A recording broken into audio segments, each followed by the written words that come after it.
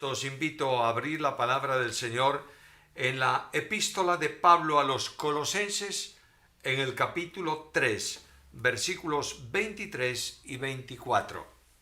Leo en la palabra del Señor y dice así: todo lo que hagáis, hacedlo de corazón como para el Señor y no para los hombres, sabiendo que del Señor recibiréis la recompensa de la herencia, porque a Cristo, el Señor, servís. Cuando se formula la pregunta ¿qué es un creyente?, hay muchas respuestas. Es un hijo de Dios, es un heredero del cielo, es un hombre, una persona con esperanza. Todo eso es verdad. Pero esencialmente el creyente es un siervo que el Señor tiene aquí en la tierra. Cuando hablamos de servicio, es una teología muy amplia en Antiguo y en Nuevo Testamento, que indudablemente está centrada en el siervo de los siervos, que es Cristo, ejemplo supremo para la vida cristiana. No podemos caminar, conducirnos en la vida cristiana de otra manera más que en esta, con los ojos puestos en Jesús. Si lo prefieres, en la expresión del apóstol Pedro, caminando tras sus huellas. Solamente así se puede llevar a cabo la experiencia positiva de la vida cristiana.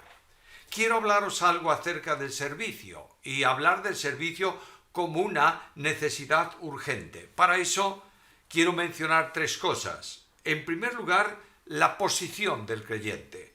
Y dice el apóstol Pablo que servimos al Señor.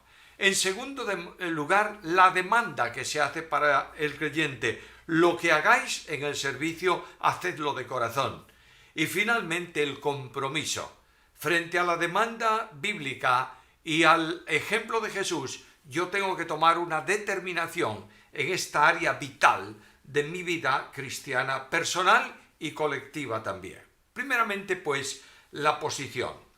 El objetivo de la vida cristiana es este, dice el apóstol Pablo en la carta a los Romanos: hemos sido salvos para servir. La conversión produce un cambio absoluto en la vida del creyente, de manera que no solamente pasa de muerte a vida, sino que pasa de una posición de esclavitud a una de libertad, y pasa de un estado de desobediencia a otro de obediencia. Efesios capítulo 2, versículos 2 y 3, dice así: en los cuales anduvisteis en otro tiempo siguiendo la corriente de este mundo, conforme al príncipe de la potestad del aire, el espíritu que ahora opera en los hijos de desobediencia, entre los cuales también todos nosotros vivimos en otro tiempo en los deseos de nuestra carne, haciendo la voluntad de la carne y de los pensamientos, y éramos por naturaleza hijos de ira, lo mismo que los demás. Se produce un cambio absoluto en la vida cristiana porque ya la obediencia es el elemento necesario para la conversión. Cuando Dios llama a salvación, no ruega al hombre que cree en él. El Dios de la Biblia no ruega por nada. El apóstol Pablo predicó la primera vez el Evangelio en Atenas. Ahí están todos, un grupo grande de atenienses, escuchando a ver qué discurso tiene este. Y Pablo habla y explica el Evangelio por primera vez. A muchos de ellos no lo habían escuchado antes y concluye el sermón. Y tal vez yo hubiera dicho: yo ruego ahora que creáis en Cristo, que lo recibáis como Salvador personal, que Él está pidiendo que entrar en vuestra vida. Pablo concluye el mensaje estableciendo un mandamiento de parte del Señor. Dios manda ahora a todo hombre, en todo lugar, que se arrepienta. Quiero recordaros algo que sin duda sabéis muy bien. El que rechaza el mensaje del Evangelio, la invitación a ir a Jesús, no está rechazando una invitación. Está quebrantando un mandamiento, por cuyo quebrantamiento se va a perder. El Señor Jesús dice, el que cree en el Hijo tiene vida, pero el que rehúsa creer no verá la vida, sino que la ira de Dios está sobre él. Por tanto, nosotros, dice el apóstol Pablo, éramos desobedientes, por naturaleza, por condición. Y Dios actuó en nuestra vida, produciendo todos los elementos necesarios para que yo pueda obedecer siendo desobediente. ¿Te das cuenta de la importancia de la salvación? La salvación, aceptar a Cristo, es rechazar tu yo para aceptar el suyo. Y esto es absolutamente imposible para el hombre. Pero cuando el Espíritu provee de la capacidad operativa para obedecer el llamado de Cristo, yo puedo decir, ya no yo, sino tú en mí. Cuando uno entrega su vida incondicionalmente a Cristo, cuando lo acepta como Señor y Salvador personal, hay un cambio tremendo en la vida del creyente. Pasa de ser un desobediente a ser un obediente, que va a obedecer la voluntad de Dios y a seguir a Jesús en el camino. La operación se produce por obra del Espíritu Santo. Recuerdo aquellas palabras siempre complicadas de carta primera de Pedro, capítulo 1, versículo 2, en donde dice que Dios actuó en nosotros para obediencia. Leamos el texto directamente.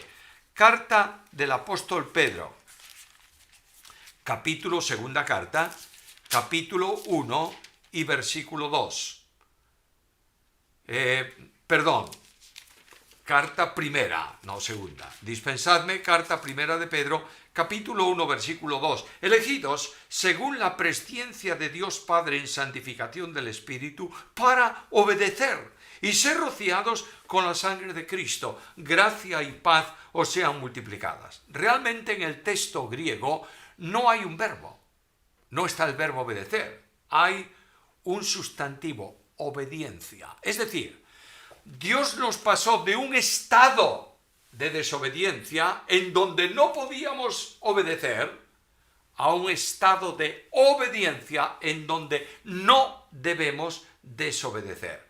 Dios ha transformado al creyente para hacerle obediente, tal como Él había pensado en la creación del hombre. El corazón regenerado retorna a un principio vital de relación con Dios. Le obedezco.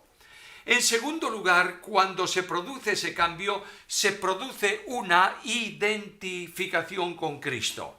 Y la obra del Espíritu Santo es que Dios actúa ya en nosotros para producir el querer y el hacer conforme a su buena voluntad. Y la obra del Espíritu Santo transforma totalmente ese principio vital para relacionarnos en una esfera nueva con el Señor.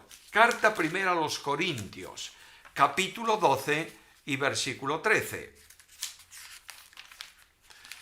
Primera carta a Corintios, capítulo 12, versículo 13, dice así: porque por un solo espíritu fuimos todos bautizados en un cuerpo, sean judíos o griegos, sean esclavos o libres, y a todos se nos dio a beber un mismo espíritu. ¿Entiendes bien lo que dice el texto? El Espíritu Santo nos ha introducido, sumergido hacia la formación del cuerpo de Cristo.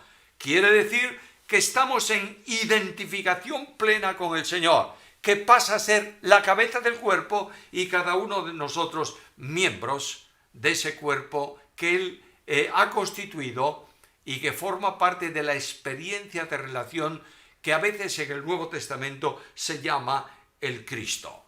Por tanto, si yo estoy vinculado con Cristo, si estoy identificado con Cristo, lo estoy en posición y en vida. Dios promete la vida eterna al que cree, ¿es verdad? Lo digo en uno de los muchos textos del Nuevo Testamento, porque de tal manera amó Dios al mundo que ha dado a su Hijo unigénito, para que todo aquel que en Él crea no se pierda, mas tenga vida eterna. ¿Te das cuenta que eso es un absoluto imposible desde el punto de vista humano? La vida eterna es privativa y potestativa de Dios. Solo Dios tiene vida eterna, porque solo es eterno.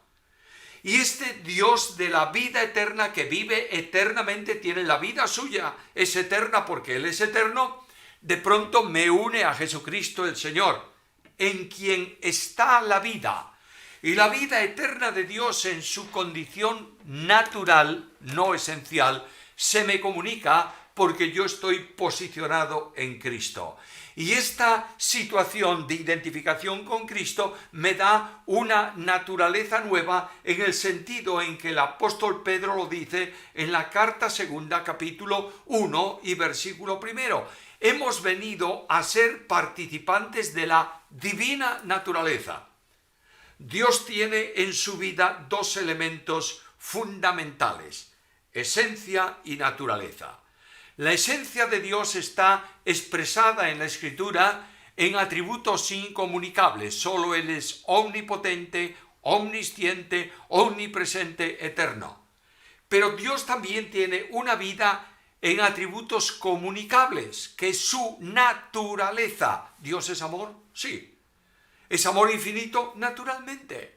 Pero el amor de Dios se me comunica a mí por medio del Espíritu Santo en la dimensión en que humanamente hablando soy capaz de disponer y de poseer. Por tanto, la vida eterna viene a ser la vida natural del regenerado porque está vinculada permanentemente a Cristo. Separado de Cristo es imposible hacer nada en su obra, pero también es imposible tener vida eterna. La vida eterna no se alcanza por estar cerca de Cristo. Se alcanza cuando se está en Cristo. Y esta vida eterna, por identificación con Cristo, produce una nueva orientación y un nuevo compromiso. Leo la carta segunda a los Corintios, capítulo 5, versículos 14 y 15, que dice así: porque el amor de Cristo nos constriñe pensando esto, que si uno murió por todos, luego todos murieron, y por todos murió, para que los que viven ya no vivan para sí, sino para aquel que murió y resucitó por ellos. Nota algo importante ahí. Cristo en nosotros produce una acción de obediencia y de entrega incondicional.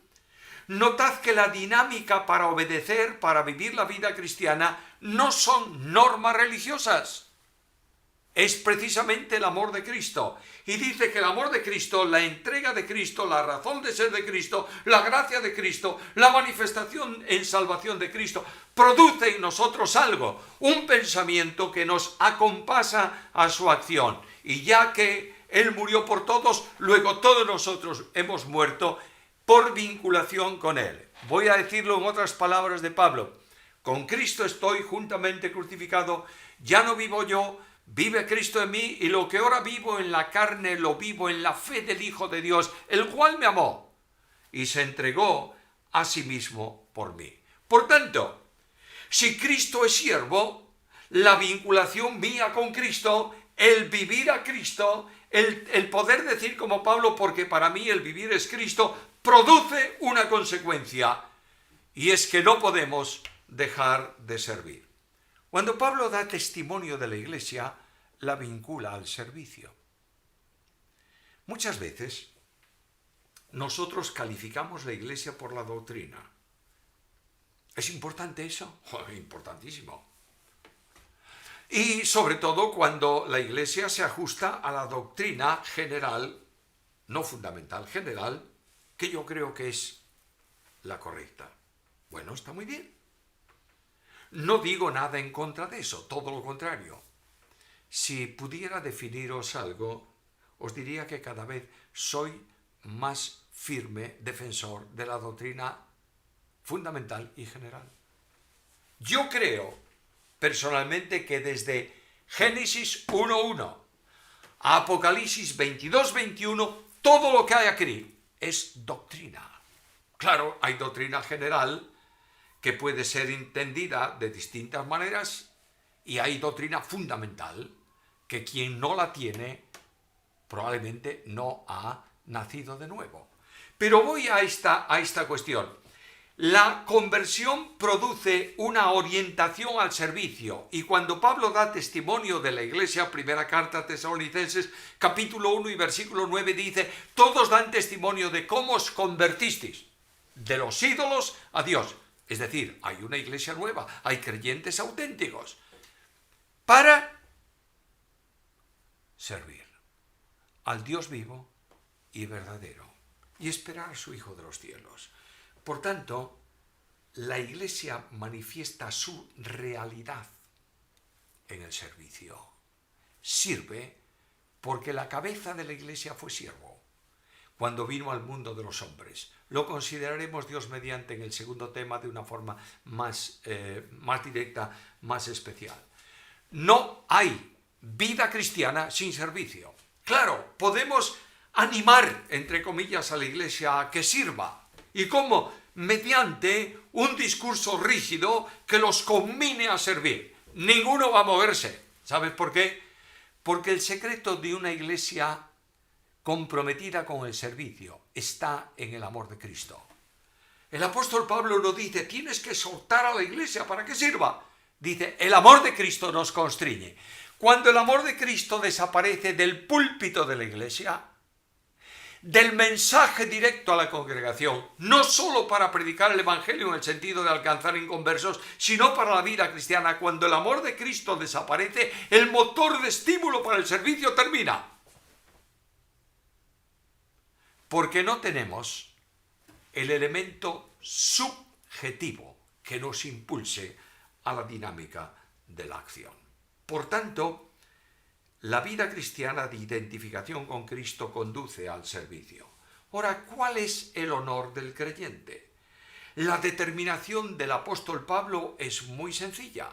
El apóstol Pablo escribe la carta a los Corintios, carta primera, capítulo 4, versículo primero, y nos dice lo siguiente: así pues, téngannos los hombres por servidores de Cristo. Hombre, yo pensé que Pablo diría otra cosa.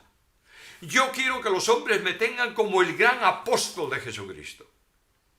Quiero que los hombres me consideren como el que trabajé más que todos los otros juntos. Quiero que los hombres me consideren como el misionero que extendió el evangelio por todo el territorio romano. Quiero pasar a la historia como el grande entre los apóstoles. No dice eso. Dice: lo que yo quiero es que cuando se escriba mi historia, se me califique como lo que realmente soy, siervo de Cristo. Y los servidores de Cristo, la palabra que usa ahí es la palabra del siervo de menos valor. Lo diré en términos náuticos. Era aquel esclavo que estaba siendo condenado a galeras y no podía dejar de servir porque estaba encadenado al banco de remo. De esa manera, nosotros servimos desde la posición de siervos. ¿Lo notas en el versículo? Téngannos los hombres por servidores de Cristo. Voy a decirlo de otra manera. Téngannos los hombres como esclavos de Cristo. Bueno, el esclavo trabajaba y funcionaba también muy en relación con lo que su amo era. Nuestro amo nos ama. El que es dueño de nosotros ha dado su vida por nosotros. Es un honor servir a alguien que nos ama. Pero desde esa posición, el creyente tiene el compromiso del servicio. Entre otras cosas, porque nosotros hemos sido comprados. ¿Lo tenemos claro o no? Dios tuvo que comprarnos para sacarnos de la posición de esclavitud. Lo digo con un texto de Pablo. Nos ha sacado de la potestad de las tinieblas y nos ha trasladado al reino de su amado Hijo. Nota qué cambio. Estábamos en el poder, en la esclavitud de las tinieblas, y de pronto nos traslada a una posición de libertad en el reino de su Hijo, siendo esclavos de la justicia. De manera que la posición de servicio antes era a la iniquidad, ahora es a la justicia, pero nosotros seguimos siendo siervos. Y el creyente fue comprado al precio de la sangre de Cristo. Lo digo en palabras de Pedro: sabiendo que habéis sido rescatados de vuestra vana manera de vivir, la cual recibisteis de vuestros padres, no con cosas corruptibles como oro o plata, sino con la sangre preciosa de Cristo, como de un cordero, sin mancha y sin contaminación, ya destinado desde antes de la fundación del mundo. ¿Notas esto? Nos ha comprado y ha pagado un precio, la sangre de su Hijo. Y esta compra que Dios hace de nosotros exige para ti y para mí una dedicación total. Mira lo que dice Pablo en la carta primera a Corintios, capítulo 4, versículos 19 y 20. ¿O ignoráis que vuestro cuerpo es templo del Espíritu Santo, el cual está en vosotros, el cual tenéis de Dios, y que no sois vuestros? Porque habéis sido comprados por precio. Glorificad pues a Dios en vuestro cuerpo y en vuestro espíritu, los cuales son de Dios. De manera que hemos sido comprados por precio. ¿Te has dado cuenta? Tu vida le ha costado la sangre del Hijo de Dios, al Padre que lo ha enviado para hacer la redención del mundo. Tu vida le ha costado la vida de Cristo, entregada por ti en la cruz del Calvario, y ha pagado el precio que tú no podías pagar y yo tampoco, para hacernos suyos y hacernos siervos. Ahora, ¿cuál es la nueva posición del creyente? Carta a los Romanos, capítulo 6. Romanos, capítulo 6, versículo 17. Dice así: pero gracias a Dios, que aunque erais esclavos del pecado, habéis obedecido de corazón a aquella forma de doctrina a la cual fuisteis entregados, y libertados del pecado, vinisteis a ser siervos de la justicia. Versículo 22. Mas ahora que habéis sido libertados del pecado y hechos siervos de Dios, tenéis por vuestro fruto la santificación y como fin la vida eterna. Posición nueva. Dios nos ha colocado para ejercer el privilegio admirable de ser sus siervos. No nos ha puesto para otra cosa. Nos ha puesto para que sirvamos a Dios. Las consecuencias del servicio tienen que ver con la identificación con Cristo. ¿Qué es Cristo? La pregunta bíblica se puede responder de muchas maneras, pero voy a tomar un texto de la profecía de Isaías, capítulo 42, versículo 1. He aquí mi siervo, yo le sostendré, mi escogido en quien mi alma tiene contentamiento. He puesto sobre él mi espíritu, él traerá justicia a las naciones. ¿Cómo se presenta a Cristo? Como el siervo. ¿Es verdad que en el Antiguo Testamento se habla de Cristo como rey? Por supuesto que sí.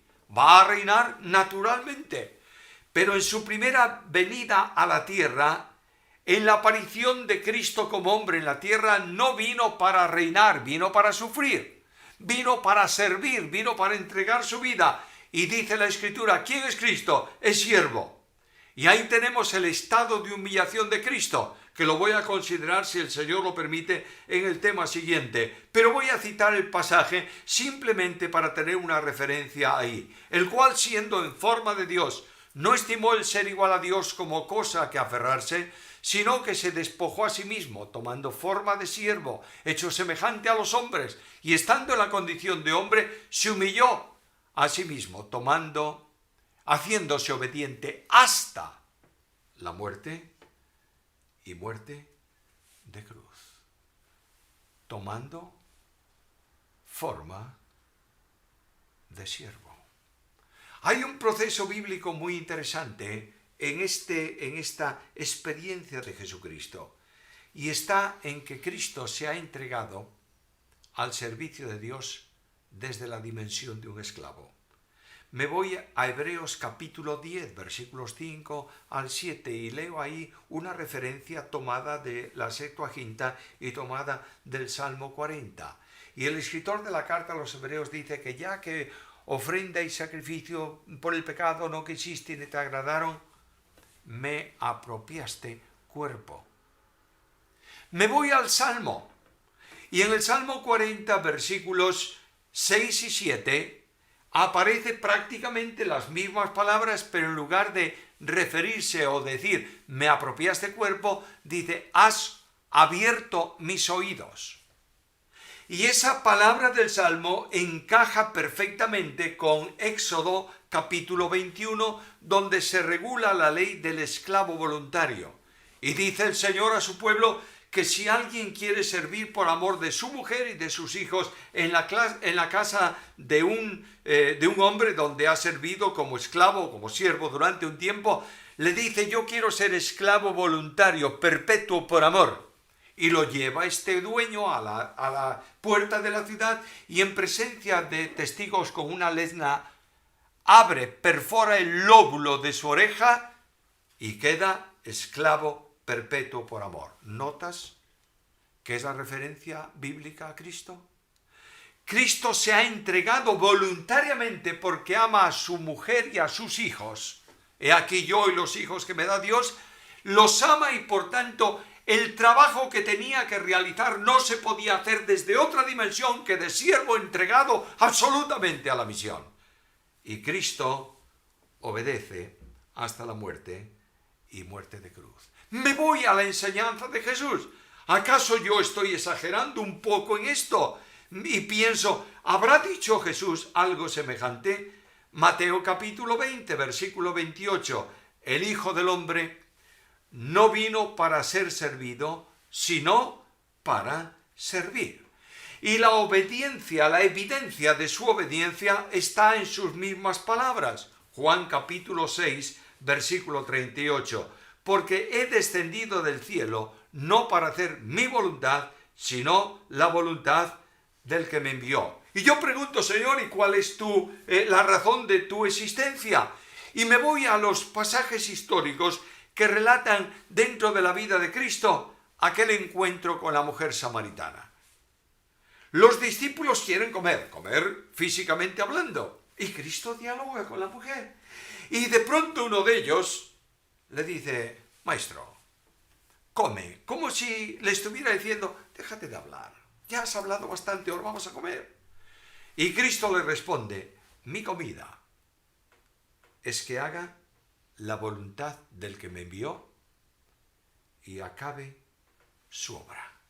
Dios entrega al siervo una obra que realizar y le da un tiempo para realizarlo. ¿Recuerdas que cuando Cristo está en las bodas de Caná de Galilea y la madre le dice: no tienen vino, y el Señor le dice: ¿y tú y yo qué tenemos que ver con esto? Esto no es nuestro problema, nosotros somos invitados. El problema es del que no hizo provisión bastante de vino. Bueno, la madre sabe que Jesús va a hacer algo, pero Cristo le dice: aún no ha llegado mi hora. Luego el ministerio de Cristo tiene un periodo de realización, un tiempo de comienzo y un tiempo de término. Y el tiempo de término llega y Cristo va a ir a la cruz. Y en la oración intercesora, sacerdotal, lo que tú quieras llamarla, de Juan capítulo 17, la razón de Cristo en esa oración está en el versículo 4. Y dice: Padre, he acabado la obra que me diste que hiciera. ¿Sabe lo que ocurre ahí? El siervo fue enviado para hacer un trabajo. Y ahora el siervo retorna a la presencia del que lo envió. Y le dice: mira, yo he venido y he hecho el trabajo que tú me encomendaste. He acabado la obra que me diste que hiciera. Por tanto, a esa obra dedica su propia vida. La intensidad del trabajo es de tal dimensión que él tiene que morir por nosotros en una cruz y se hace obediente como siervo hasta la muerte y muerte de cruz. La muerte de Cristo es un acto de obediencia. ¿Quieres verlo? Vuelve conmigo un momento al Evangelio según Juan, el capítulo 10, versículos 17 y 18. Juan 10, 17 y 18. Por eso me ama el Padre, porque yo pongo la vida para volverla a tomar. Ahora nota esto. Nadie me la quita, sino que yo de mí mismo la pongo. Tengo poder para ponerla y tengo poder para volverla a tomar. ¿Y qué? Este mandamiento recibí de mi Padre. Luego, el Padre lo envía con una misión. Y la misión consiste en un servicio de tal magnitud que le cuesta su propia vida. Luego, la muerte de Cristo es un acto de obediencia. Cristo vino para obedecer, porque era un siervo, y en esa situación, en esa dimensión de siervo, obedece en el cumplimiento desde su humanidad de la misión que Dios había establecido para salvar al hombre desde antes de la creación del mundo. Permíteme un paréntesis. Dios no salva porque el hombre se pierde. Dios no salva porque se ve comprometido con la criatura que se le escapó de las manos. Dios determinó salvar al hombre antes de crear al hombre. ¿Lo entiendes o no? La Biblia lo dice. Y la Biblia lo dice que Dios lo salvó y llamó con llamamiento santo, no conforme a nuestras obras, sino de acuerdo con su promesa o su programa. Y la determinación que hizo desde antes de la fundación del mundo. ¿Entiendes esto? La primera exteriorización de Dios fuera de sí, la primera manifestación de la existencia real de Dios cuando Dios sale de su intimidad trinitaria y va a mostrarse fuera, no es la voz creadora de ángeles y de universo, es la determinación salvadora.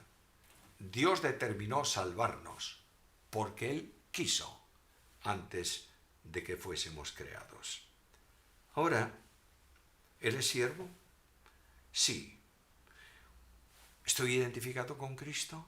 Sí. Si soy salvo, si no estoy identificado, no soy salvo. ¿Y qué consecuencia tiene esto? Filipenses 2:5.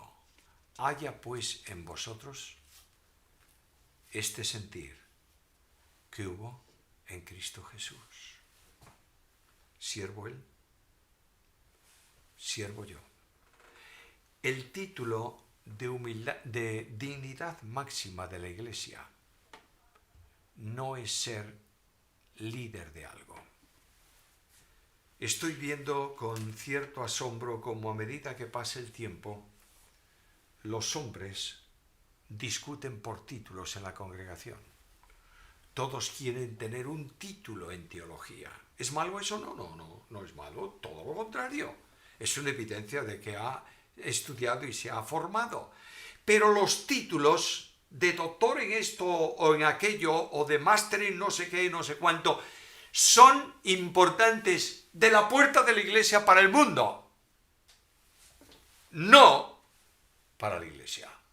El máximo título que yo puedo alcanzar es el de ser siervo, porque yo no puedo ser más que mi Señor. Y me voy a la Biblia y veo el gran desafío que esto produce. Mateo capítulo 20, versículos 25 y 27. Entonces Jesús llamándolos dijo: ¿sabéis que los gobernantes de las naciones se enseñorean de ellas y que los que son grandes ejercen sobre ellas potestad?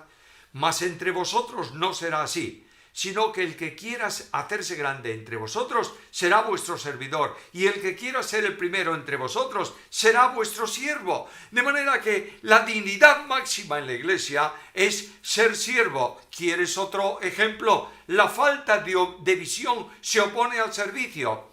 Y llegó a Capernaum, y cuando estuvo en casa les preguntó: ¿qué disputabais entre vosotros en el camino? Mas ellos callaron, porque en el camino habían disputado entre sí quién había de ser el mayor. Entonces él se sentó y llamó a los 12 y les dijo: si alguno quiere ser el primero, sea el postrero de todos y el servidor de todos.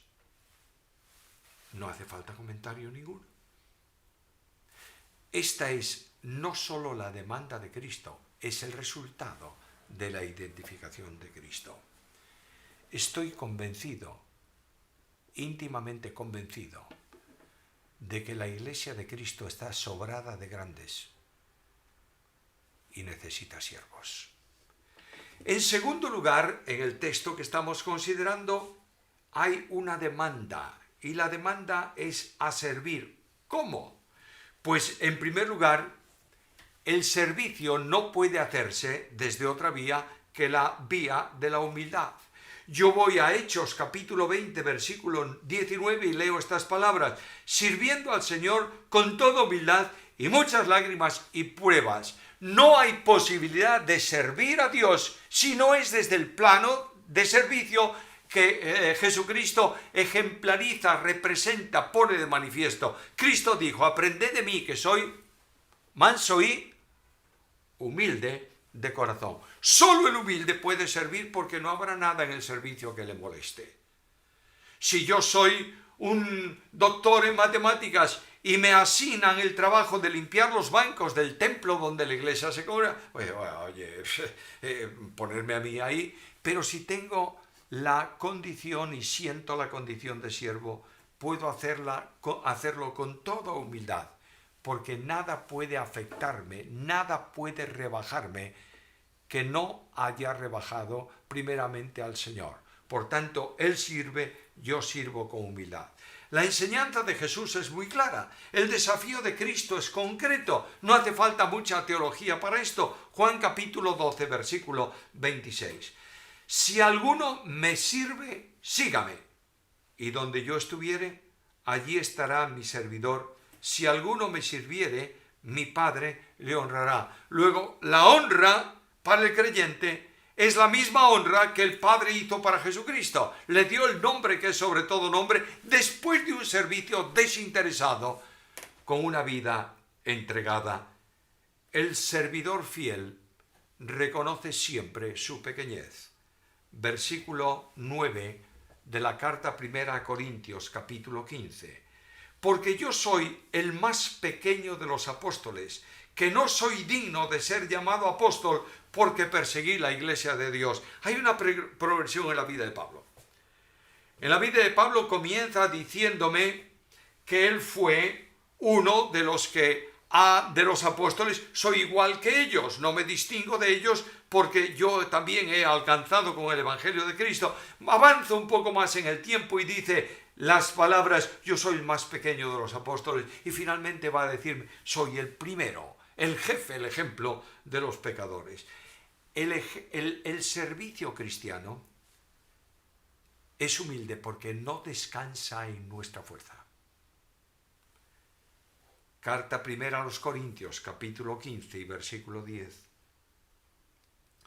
Yo he llenado todo con el Evangelio de Cristo, he hecho esto, aquello, lo de más allá. Pero no yo, sino la gracia de Dios conmigo.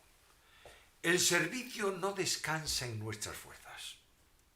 La obra de Dios en la que servimos no la puede hacer el hombre.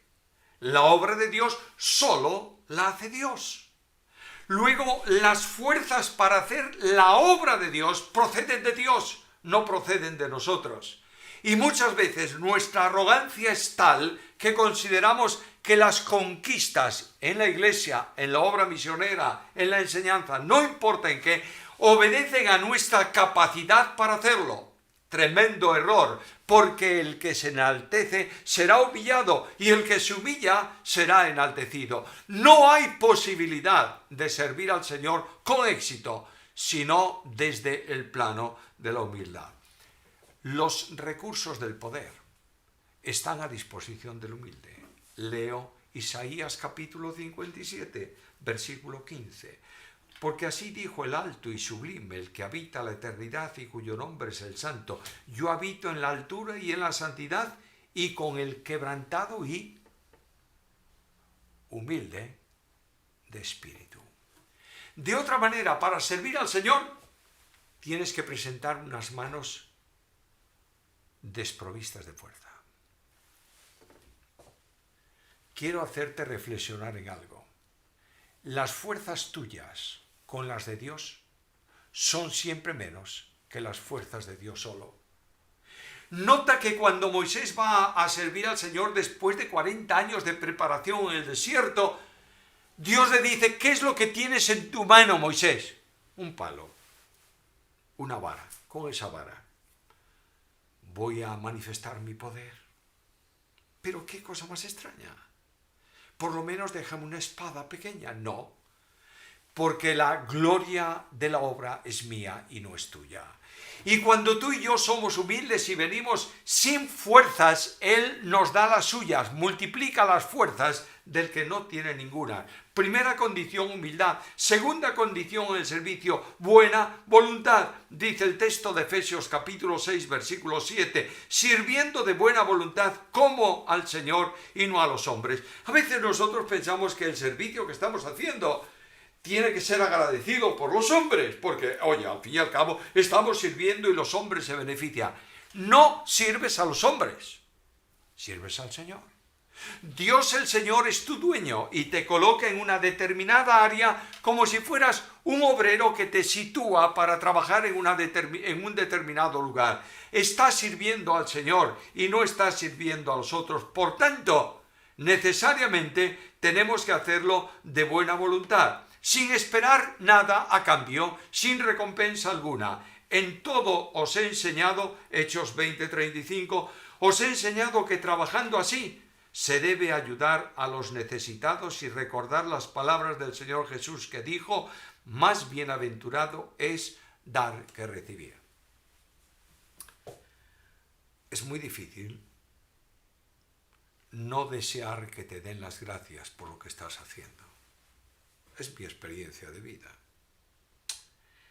Y a veces, cuando no se nos tiene en cuenta algo que hemos hecho, decimos, qué ingratitud. Perdóname. No estás sirviendo a los hombres. Estás sirviendo al Señor. Y cuando tú te das cuenta de esto, la vida personal cambia, los valores cambian, los conceptos cambian y el gozo viene a tu corazón, porque tú no vas a recibir recompensa de los hombres. Dios es tu recompensa y te recompensará en su encuentro definitivo con Él. Primeramente, humildad. Segundo, buena voluntad. Tercero, amor.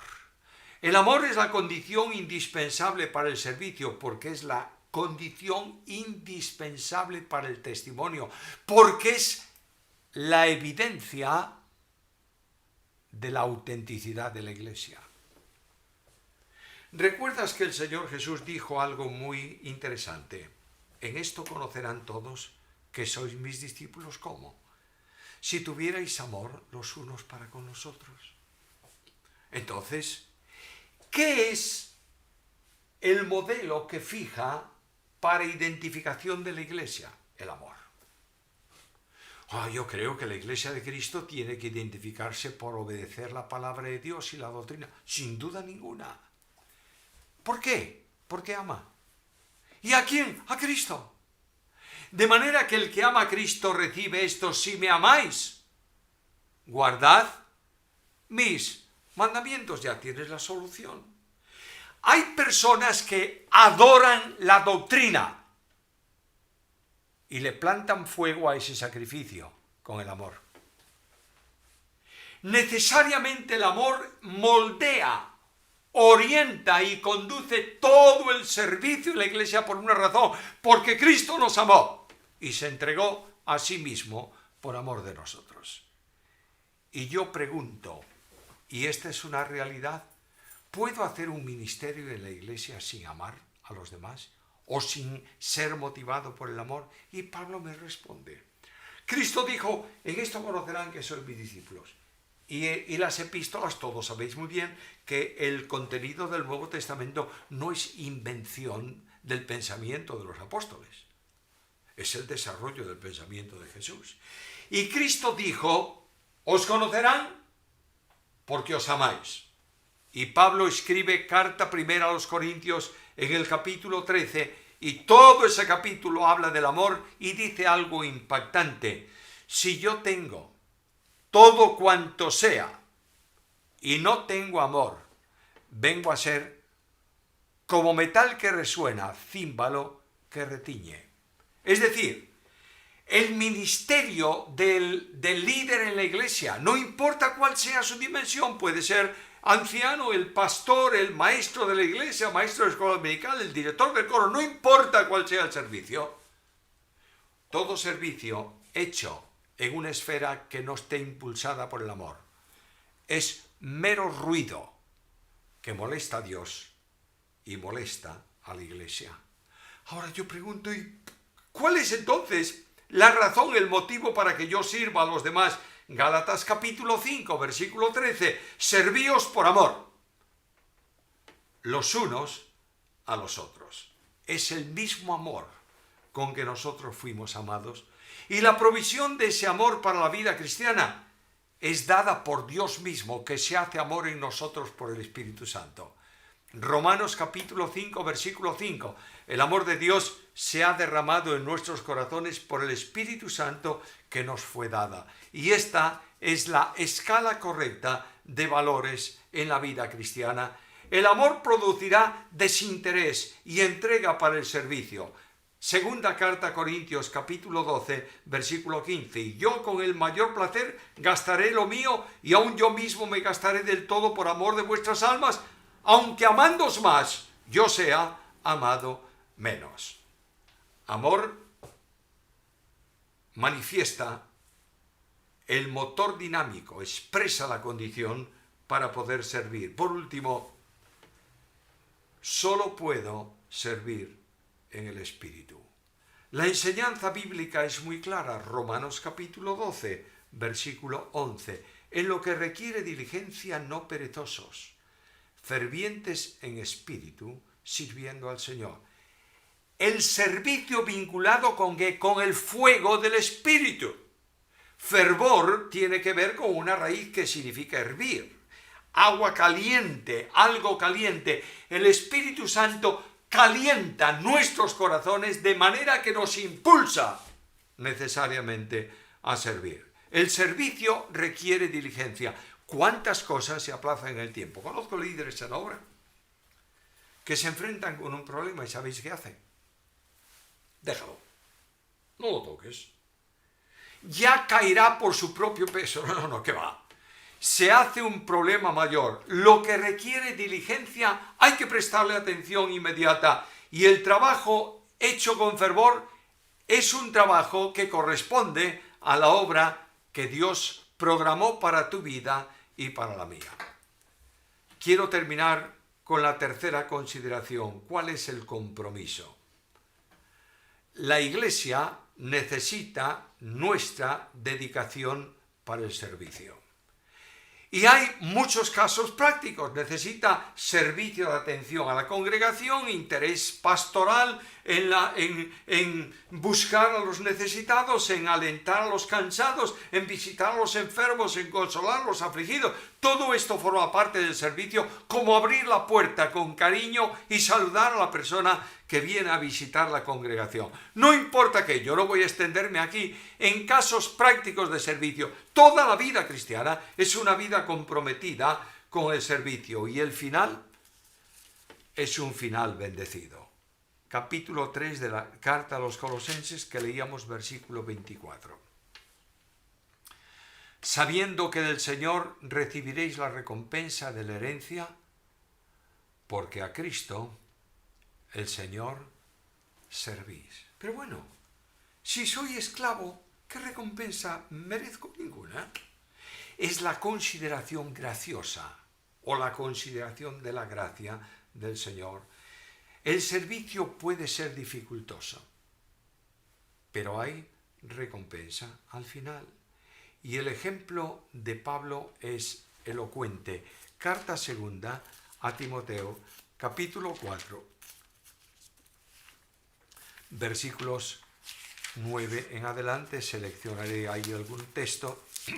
Segunda carta a Timoteo, capítulo 4, versículo 9.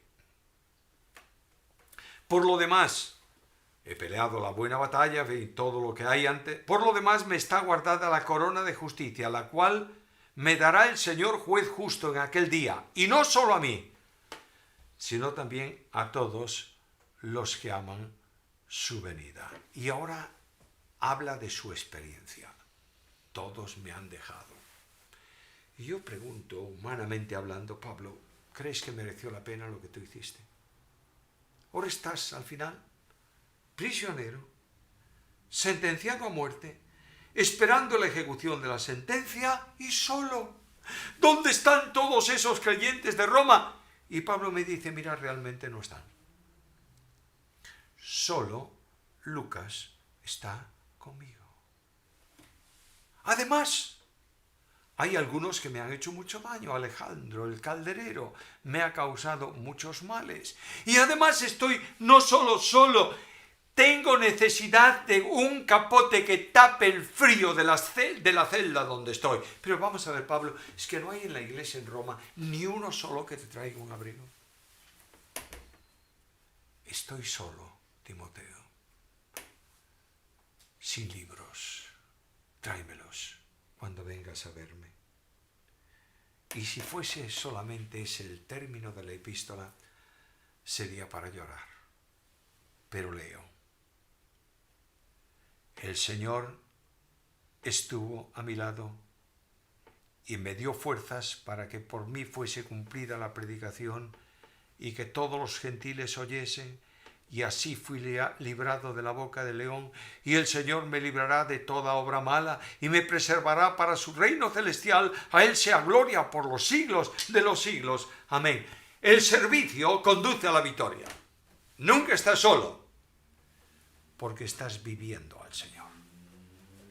El Señor no solo está a tu lado en el servicio, el Señor que demanda tu compromiso en el servicio está dándote las fuerzas para llevarlo a cabo, y la victoria es precisamente esta. El Señor me ha hecho vencedor en Él.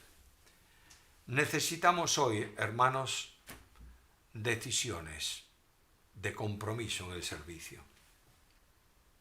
Todos, sin excepción, somos llamados a servir. A veces el servicio requerirá un esfuerzo extraordinario.